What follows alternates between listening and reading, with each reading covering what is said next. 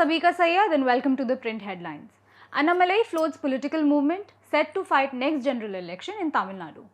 Former BJP leader K. Annamalai, who quit the National Party earlier this week, today announced the launch of a political movement, which is heavily inspired by the ideals promoted by former President A.P.J. Abdul Kalam. A few hours before his announcement, the BJP said its national president Nitin Nabin accepted Annamalai's resignation from the party's primary membership. No animosity against the BJP, says Annamalai, who is the former president of BJP's Tamil Nadu unit. Sharing his idea of the new political movement through social media platforms, Annamalai said it would eventually evolve into a political party at the right time. With its functionaries trained at Dr. A.P.J. Abdul Kalam Center for Ethics and Politics in Coimbatore. All of its functionaries will be trained in the center before they contest in any election, he said. DMK to boycott June 8 India bloc meeting over Congress betrayal. The Congress, which had won 5 seats as part of the DMK-led Secular Progressive Alliance, had post-polls unilaterally snapped ties with the Dravidian Party and joined the TVK-led coalition government.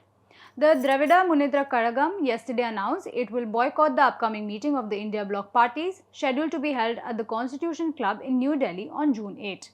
In a strongly worded statement, the DMK noted that the decision was taken to honor the sentiments of its cadres, who remain deeply hurt by the betrayal committed by the Congress following the recent Tamil Nadu Assembly polls. Karnataka Minister Ramalinga Reddy resigns from cabinet over portfolio allocation. In a significant development within hours of the cabinet portfolio allocation, senior Congress leader and 8-time MLA Ramalinga Reddy resigned from the Karnataka cabinet today, expressing strong displeasure over the department assigned to him. He said at a press conference, "I cannot work against conscience." Reddy, who was allocated the major and medium irrigation portfolio late last night, had reportedly been expecting the Bengaluru development portfolio.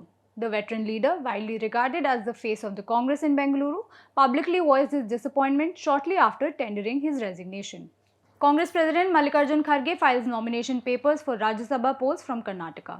All India Congress Committee President Mallikarjun Kharge has filed his nomination papers for elections to the Rajya Sabha from Karnataka. Rahul Gandhi, D.K. Shivakumar, Siddaramaiah, B.K. Hari Prasad accompanied Mallikarjun Kharge, who is seeking re-election. Cockroach Janta Party attacks government on JEE data exposure, presses for Education Minister's sacking. The Cockroach Janta Party said the reported exposure of JEE Advanced 2026 candidate data due to a cloud storage configuration issue in the results portal showed how incompetent people were running the country's education system and digital infrastructure. CJP spokesperson Ashutosh Ranka in a press conference sought to dispel speculation that the CJP's proposed June 6 agitation could turn violent and reiterated its commitment to peaceful protest. The leaders of the campaign, which began on social media and went on to take a life of its own, also appealed to Prime Minister Narendra Modi to immediately sack Union Education Minister Dharmendra Pradhan, saying he had failed to ensure accountability in the education sector. Delhi High Court rejects urgent hearing on plea against Cockroach Janta Party protest. The Delhi High Court today refused to hear a petition raising law and order concerns arising from digital outfit Cockroach Janta Party's call for a protest at Jantar Mantar here on June 6 to demand the resignation of Union Education Minister Dharmendra Pradhan over examination-related lapses. The Council for Save India Foundation mentioned the plea for urgent hearing before a vacation bench of Justices Saurabh Banerjee and Amit Sharma. The bench, however, refused to list the case.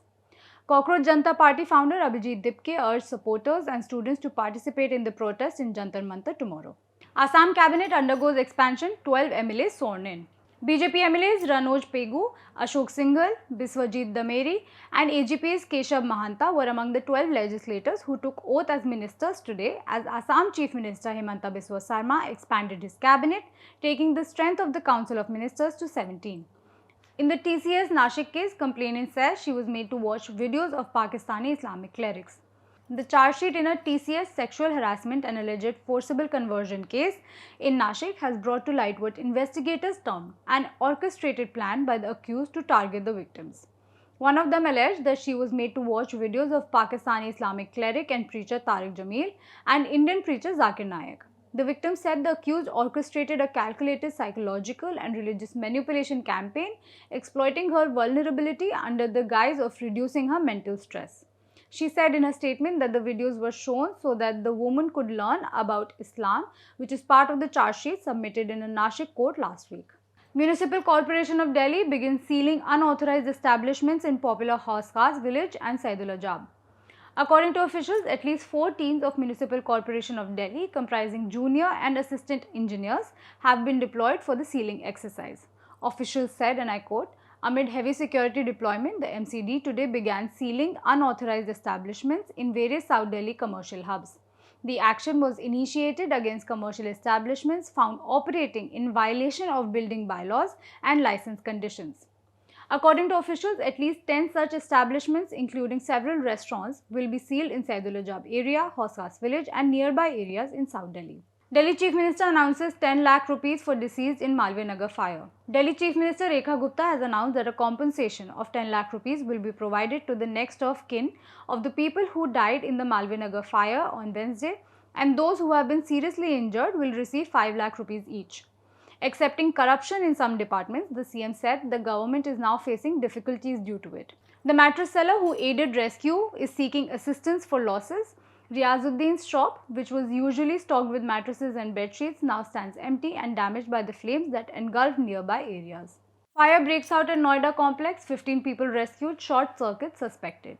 Chief Fire Officer Pradeep Kumar said the fire was reported at a complex near Shatabdi Vihar under Sector 24 police station limits.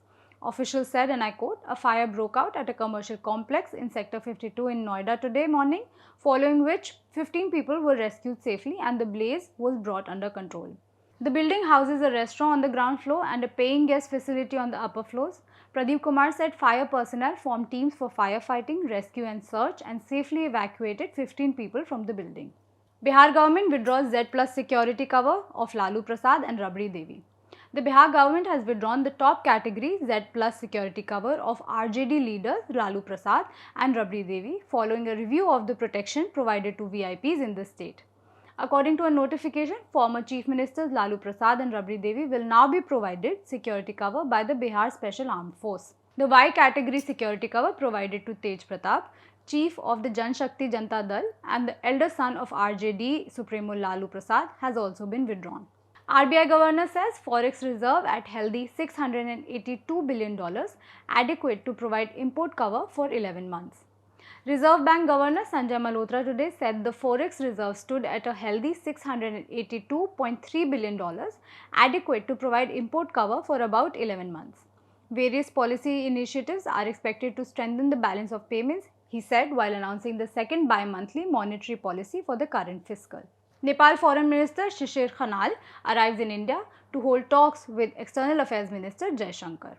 Nepal's Foreign Minister Shishir Khanal arrives on an official visit to India from today till June 7 at the invitation of External Affairs Minister S. Jai Shankar.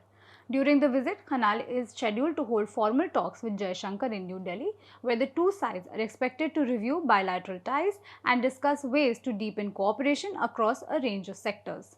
Trump says PM Modi a good friend, India and US will get to trade deal. US President Donald Trump said that Prime Minister Narendra Modi is a good friend and expressed confidence that the United States and India would reach a trade agreement. He said, and I quote, we will get to a deal because I like your Prime Minister a lot. He is a good friend of mine. We get along great and we are going to make a deal. Vladimir Putin pledges non-interference in delicate India-China ties, backs Modi, Xi to resolve border issues amicably. Russian President Vladimir Putin has said Moscow will not interfere in the delicate bilateral relations between India and China, expressing confidence that both Prime Minister Narendra Modi and Chinese President Xi Jinping are determined to resolve their long-standing boundary dispute amicably. In a wide-ranging interaction with the heads of major global news agencies last night, Putin praised both Modi and Xi and said Russia's decades-long partnerships with both New Delhi and Beijing grew naturally and are entirely independent of one another. Senate passes $70 billion immigration enforcement bill without limits on Trump's settlement fund. The Senate passed legislation to fund President Donald Trump's immigration enforcement agencies early today morning after weeks of delays and fierce backlash to an unrelated $1.776 billion settlement fund that threatened to derail the bill.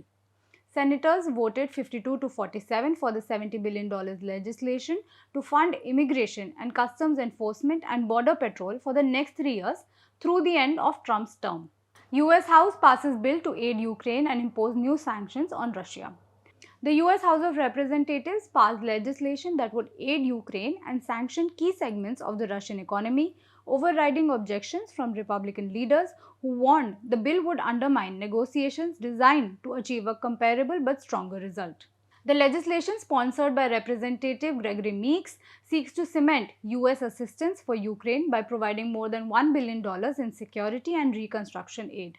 It would make another $8 billion available for Ukraine's defense through loans. In an open letter to Putin, Zelenskyy calls for meeting and ceasefire.